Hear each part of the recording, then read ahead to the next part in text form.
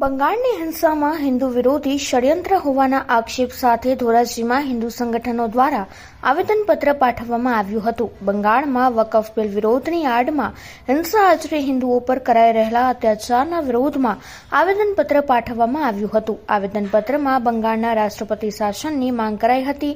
ઉપરાંત હિંસાની તપાસ એનઆઈએને સોંપવાનું જણાવ્યું હતું। બંગાળની હિંસા પાછળ મમતા સરકારનું ષડયંત્ર હોવાનો આક્ષેપ કરવામાં આવ્યો હતો। જય શ્રી રામ।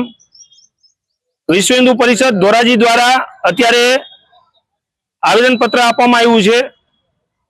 પશ્ચિમ બંગાળમાં હિન્દુઓ ઉપર અત્યાચાર કરવામાં આવ્યા છે તેના વિરોધમાં વિશ્વ હિન્દુ પરિષદ ધોરાજી દ્વારા ડેપ્યુટી કલેક્ટર સાહેબને આવેદન પત્ર આપવામાં આવ્યું છે કે ત્યાંની ટીએમસીની સરકાર એટલે મમતા બેનર્જીની સરકાર ત્વરિતના ધોરણે એને નિલંબિત કરવામાં આવે તેમજ તેને બરખાસ્ત કરી અને ત્યાં રાષ્ટ્રપતિ શાસન લાગુ થાય એવી માંગણી સાથે વિશ્વ હિન્દુ પરિષદ અત્યારે આવેદનપત્ર આપે છે।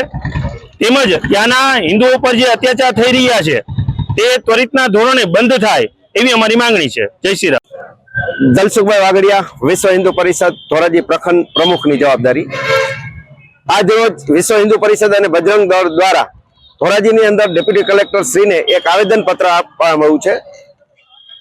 પશ્ચિમ બંગાળની અંદર જે હિન્દુ ઉપર અત્યાચાર થઈ રહ્યા છે, અમારા સાધુ સંતો ઉપર અત્યાચાર થયા છે, અમારા મંદિરો તોડવામાં આવી રહ્યા છે, આ તમામ કાર્યવાહી વિરુદ્ધ એક જે કોઈ આમાં જેહાદીઓ સમાયેલા હોય તેની ઉપર કાયદેસર કાર્યવાહી કરવામાં આવે, ત્યાં હિન્દુઓને સુરક્ષિત કરવામાં આવે અને ત્યાં રાષ્ટ્રપતિ શાસન લાગુ કરવામાં આવે આવી માગણી અમે કરીએ છીએ। અને બીજો એક મેસેજ પણ આપીએ છીએ પશ્ચિમ બંગાળના હિન્દુઓને, તમે એકલા નથી, અમે ગુજરાતના તમામ હિન્દુ તમારી સાથે છીએ।